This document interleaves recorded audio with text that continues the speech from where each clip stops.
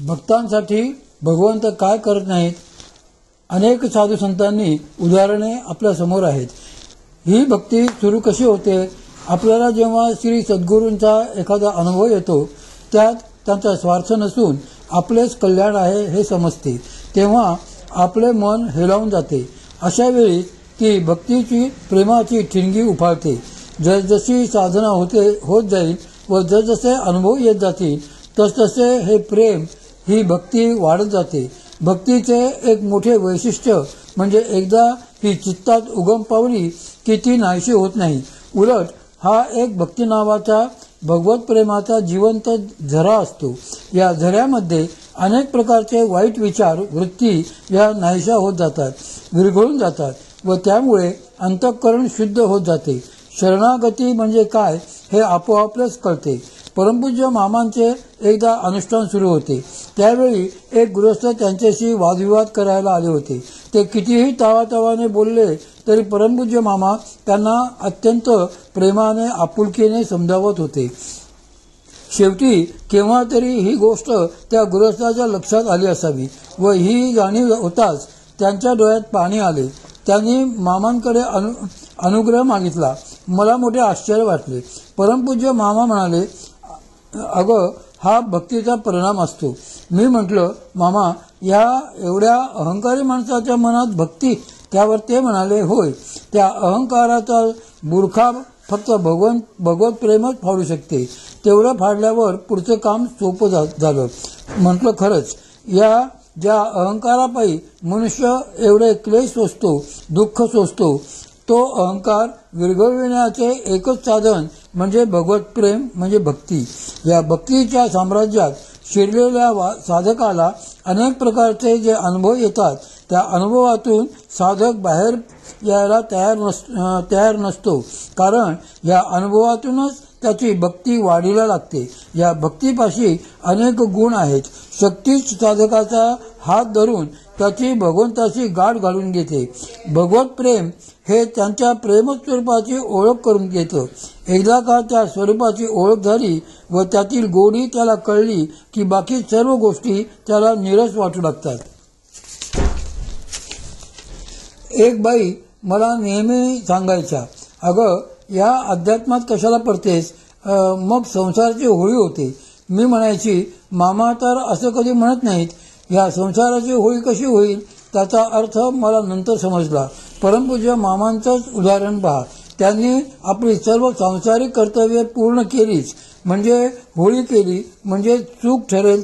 संसारात आपल्या घरात राहूनच हा मार्ग अवलंबता येतो. भक्तीच्या सृष्टीत शिरलेला प्राणी मागील प्रकरणात बघितल्याप्रमाणे भगवती शक्तीच्या साह्याने अनेक प्रकारचा आनंद लुटत असतो आणि त्याला कारण श्री सद्गुरूंची कृपा असते.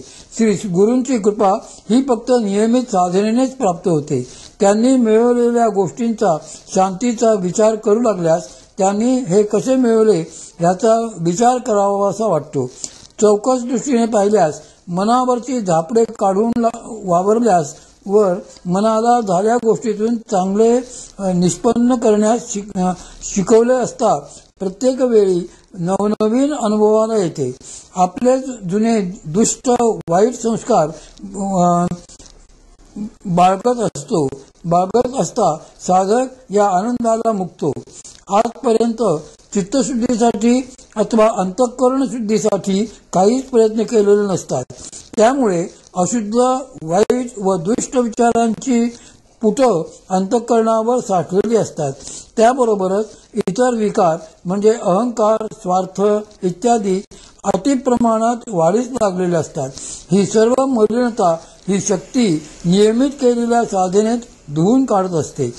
उत्साह, साहस व तत्वज्ञान या 3 गुणांची साधकाला या साधनेने प्राप्ती होते. कशी ते पाहू. साधना सुरू झाल्यावर ज्या क्रिया होतात त्यांच्याद्वारे शरीर शुद्धी होत असते.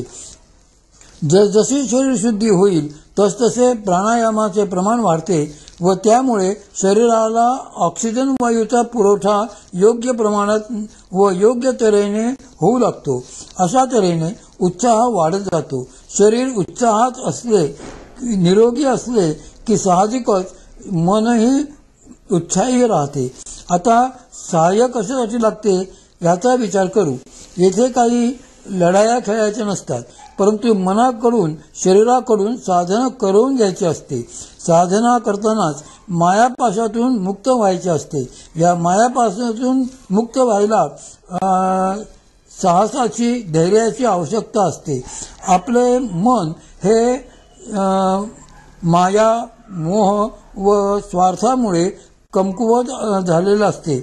स्वार्थ असल्यामुळे माझं कसं होईल, मला त्रास होईल का, माझा तोटा नाही ना होणार इत्यादी विचारांमुळे मन कच खात असतं. पण एकदा का हा स्वार्थ कमी झाला, दुसऱ्यासाठी काहीतरी करायला पाहिजे अशी भावना जागृत झाली की मनाला साहस कळते. त्याग करायचा असेल तर साहस लागते, निस्वार्थीपणा लागतो, तरच मन निर्दोष होऊ शकते. स्वार्थी लोक हे घाबरत असतात. साधना करणाऱ्या साधकाच्या ठिकाणी हळूहळू वैराग्य उत्पन्न झाल्यामुळे स्वार्थ कमी होत जातो. प्रथम श्री सद्गुरूंबद्दल आदर प्रेम व्यक्त होते. त्यांच्यासाठी काहीतरी करावे, त्यांच्या कष्टात सहभागी व्हावे असे साधकाला वाटू लागते. ही एक अत्यंत चांगली भावना साधकाच्या ठिकाणी निर्माण होते. त्यानुसार तो प्रयत्न करू लागतो. त्यामुळे त्याच्या विचारात फरक पडू लागतो व शेवटी काहीच जमत नाही तर निदान श्री सद्गुरूंना आवडेल असे आचरण तरी आपण ठेवू या अशा भावनेने तो वागू लागतो. इथेच त्याचे वैराग्य सुरू होते. श्री सद्गुरूंच्या व त्यांच्या मागे असलेल्या परंपरेतील अतिरथी महारथींच्या आचरणाच्या या ठिकाणी खूपच परिणाम होतो. त्यांचे वैराग्य बघून साधकाला आपण करीत असलेल्या चैनीचा फोलपणा कळून चुकतो. अशा प्रकारे विचार करता करता वैराग्य वाढीस लागते. मन चित्त जास्तीत जास्त श्री सद्गुरू व भगवंतांच्या विचारात गुरफुटू लागते. त्यात अनुभवांची भर पडत राहते व त्यातील खरा आनंद साधकाला उपभोगायला मिळतो. असे झाले असता साधक तो आनंद संसारात कुठे मिळेल का याचा विचार करू लागतो. असा विचार करता त्याला आढळून येते की असा दिव्य आनंद आपल्याला आजपर्यंत संसारात केलेल्या कुठल्याच गोष्टीत मिळालेला नाही. असं साधकाच्या मनात येताच संसारातल्या ठराविक त्याच कल्पलेल्या सुखांनाही तो कंटाळतो व त्यातून त्याचे मन उडते. अर्थात हे सर्व होत असताना त्याला अनुभव असणे आवश्यक आहे व त्यासाठी साधना करणे आवश्यक आहे. मिळालेल्या अनुभवातून बरोबर अर्थ लावण्यासाठी व त्यातून खरा आनंद मिळवण्यासाठी तत्वज्ञानाची अथवा ज्ञानाची गरज असते. साधक जसा योग करत जाईल तससे ज्ञान प्रगट होत जाते. हे ज्ञान म्हणजे काय व ते कसे प्रगट होते ते पाहूया. ज्ञान हे जप तप दान तीर्थ व्रत वैकल्य इत्यादी कोणत्याही पवित्र कर्माने प्राप्त होत नाही. हे ज्ञान फक्त योग साधनेनेच प्राप्त होते. वैराग्य प्राप्त झाले असता त्यापासूनच ज्ञान उत्पन्न होते. ज्ञान प्रगट झाले असता मन अथवा चित्त हे पुनश्च व्यवहारात परत येऊ शकत नाही. बोध व योग हे हातात हात घालून असतात.